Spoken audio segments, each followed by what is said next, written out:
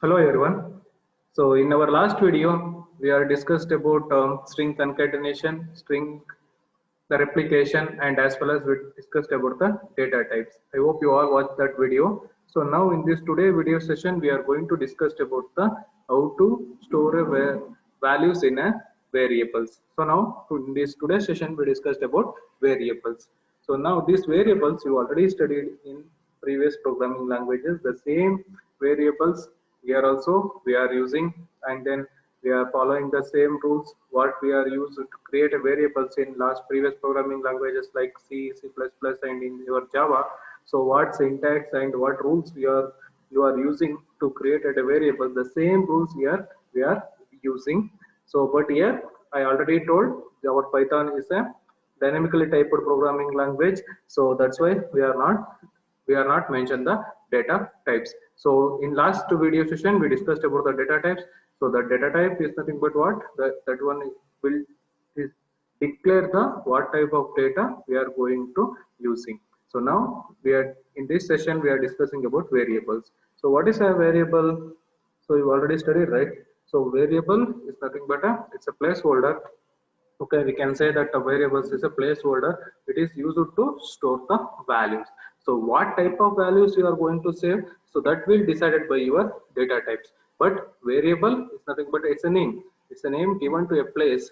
Okay, it's a name given to a place where we are going to store a data. So here in this PPT you see a variable is like a box in a computer memory where you can store a single value. So here they mentioned that variable is like a box. So what I told is a placeholder. Okay, is the place. So here we are defined that variable as a box in a computer memory. So in a computer memory there is some space just like box. Okay, where we can store a single value. So in a variable we can store only a single value at a time. That value may be an integer or a floating point number or a character. Okay, so if you want to use the result of an evaluated expression later in a program, you can save it inside a variable. Okay, so we already discussed about the expression, right? So if you want to write any, if you want to get output for any expression, okay, in Python you can directly write the expression.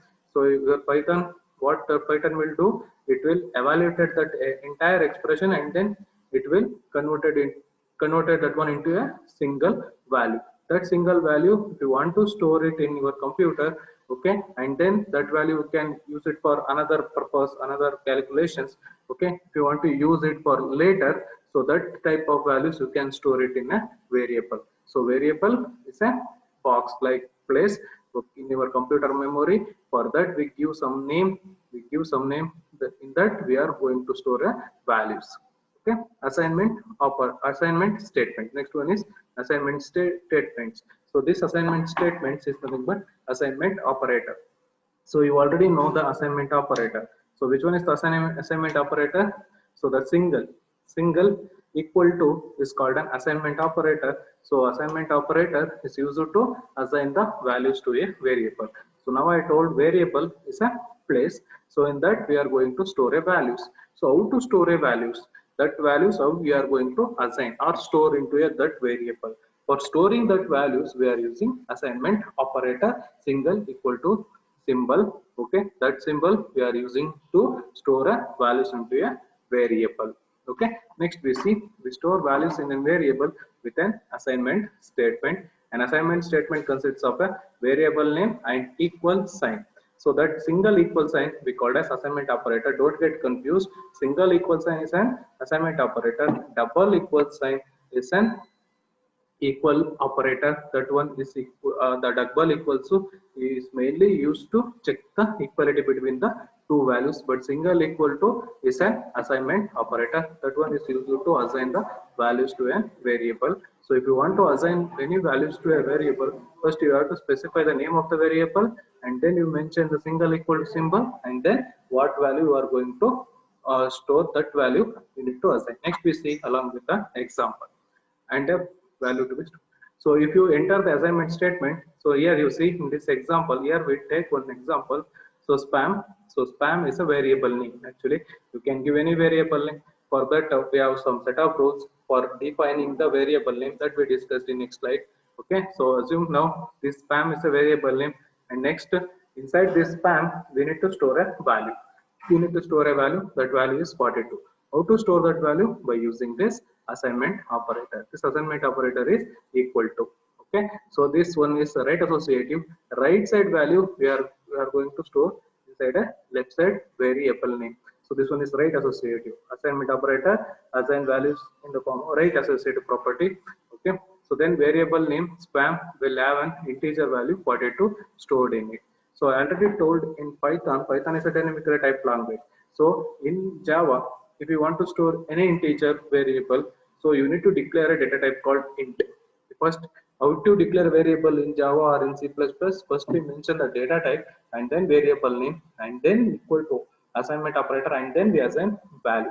But here no need to mention the data type. Why? Because this one is dynamically typed. So based on what value you are going to assign, so for that value it will store it will assign a memory in your Python. So here 42 is what? Here 42 is an integer type data type. So for this your system itself, your system itself automatically analyze that which type of value this one, by your system itself decide. So this one is integer and then it will allocate memory for this integer variable, how much space it needed. Okay, so are you understand? Okay, are you understand how to assign a values to a variable? So next you see, so in memory, so in the definition they mentioned that variable is just like a box, right? So in your memory, assume, so in the name of spam, one memory space will be reserved. Okay, in your computer memory. So just like box, assume this one, not like this only. Assume, okay, in this box like structure, some memory will be allocated. Some memory in the sense how much memory is needed to store this 42 integer value. That memory will be allocated in the name of spam. This one is called as variable.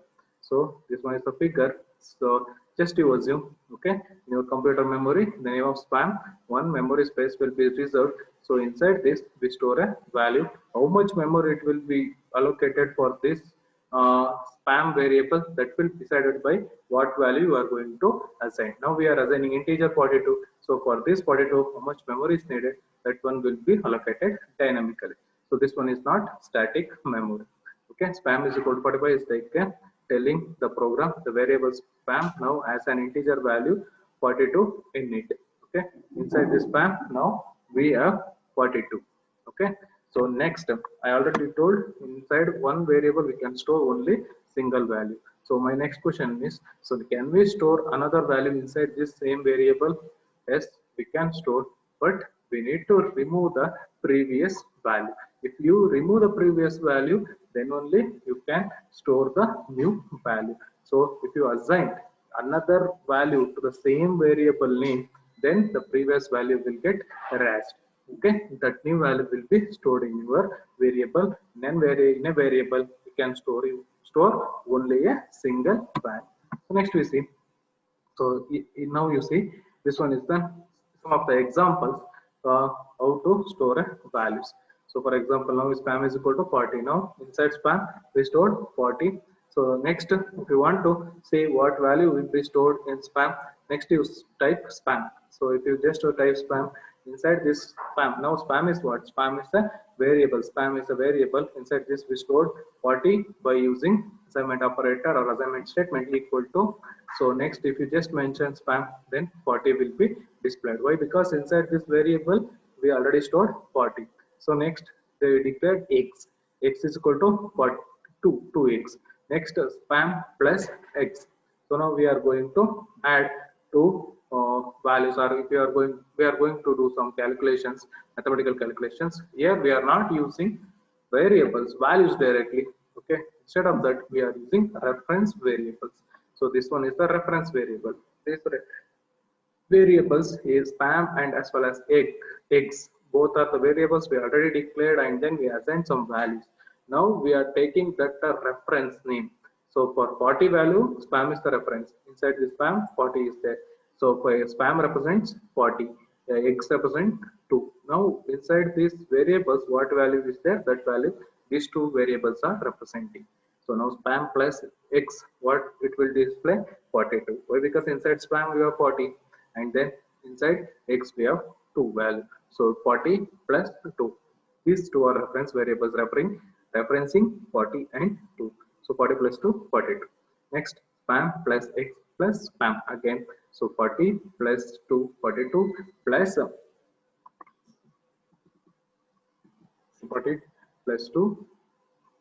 So in spam 40 is there plus 2x plus 40. So totally 82. Next, spam is equal to spam plus 2. Then what happens? Spam is equal to spam plus 2.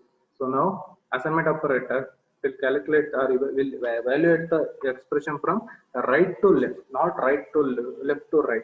Actually, we are solving an expression by using left associative property. So if you are using arithmetic operation, or if you are using arithmetic operators or conditional operators, relational operators, so there we are evaluating the expression from left to right. That one we call as right left associative. But for assignment operator, we are using right associative.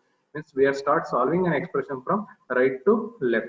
So uh, here you see assignment after first it will solve the right side values. So spam plus 2. In spam what value is there? 40. 40 plus 2, 42. That will assign to a spam now. Okay. Spam is equal to spam plus 2. So this one we can also write as spam plus r equal to 2. Okay, you can also write this one. Spam plus r equal to 2 is also same, or spam is equal to spam plus 2. So right associative to solve our expression from right side. So 40 plus 2, 42, that will be assigned into spam now. Now in spam what value is there? 42 is there. But before what we are inside spam 40 is there. That 40 will get erased and new value will be stored inside spam. Okay. So that same thing what I explained here they mentioned. A variable is initialized. First we have to initialize the variable. First time the value is stored in it first, and in second after that you can use it in expression with other variables and values. You can use it in we can use it the same variables along with other variables for solving an expression.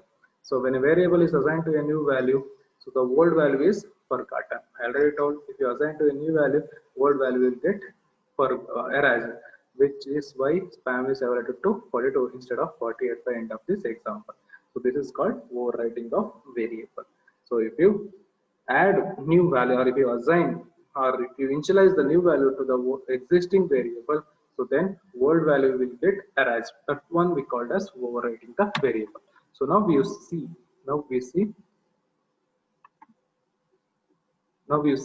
what happens in your uh, interactive shell. So now I open Spider, then next we see, right?